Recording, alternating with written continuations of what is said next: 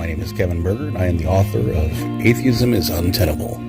On this channel, I don't engage in apologetics. Instead, I apply the principles of polemics and skepticism to atheism and the claims made by atheists. This is Justified Nonetheless. Please like, share, subscribe, and turn on those notifications. In previous videos, I have touched on why I lend greater credence to the two-source or Q hypothesis than to the Ferrer hypothesis. That being that, for one, the former provides explanatory power for the similarities among the Synoptic Gospels as well, but more importantly, because it provides explanatory power for the difference between them that the Ferrer hypothesis cannot, even with appeals to theological motives of the authors. Part of the reason why the Ferrer hypothesis enjoys some appeal, apart from its illusory superior parsimony, stems from the fact that skeptics of the Q source point out the fact that we have no extant manuscripts of such a source. However, the question I intend to raise here today is whether or not the search for and expectation of a written Q source is justified in the first place. The synoptic problem, the question of the literary relationship between the Gospels of Matthew, Mark, and Luke, has been one of the most enduring puzzles in biblical scholarship. Central to this debate is the hypothetical Q source, a collection of Jesus' sayings that Matthew and Luke allegedly drew from independently. While many scholars argue that the Q source was a written document, a compelling case can be made that it existed primarily as an oral tradition.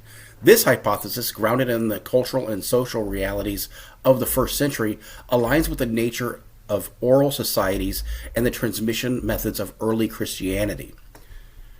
This was predominantly an oral society, with only a small fraction of the population being literate.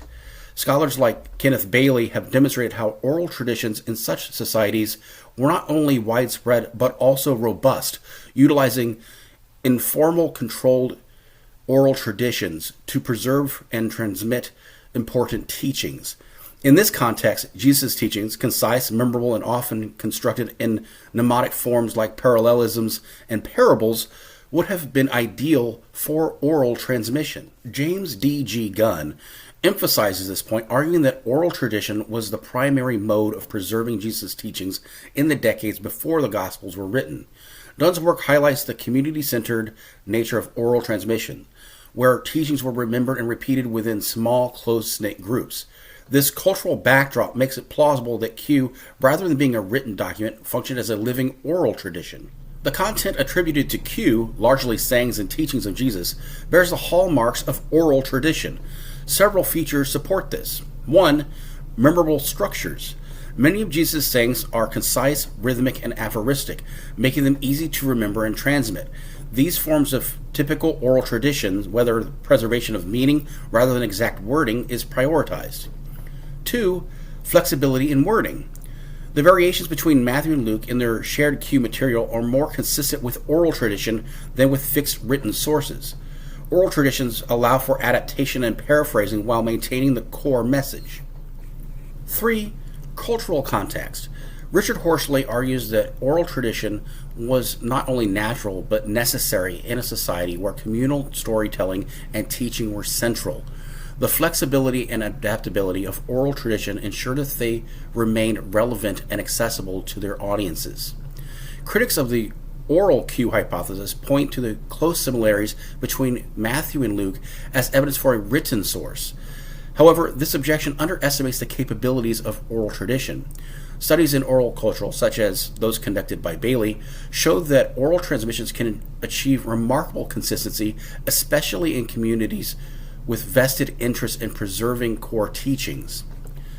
Moreover, Dunn contends that early Christian communities likely operated with a mix of oral and written traditions.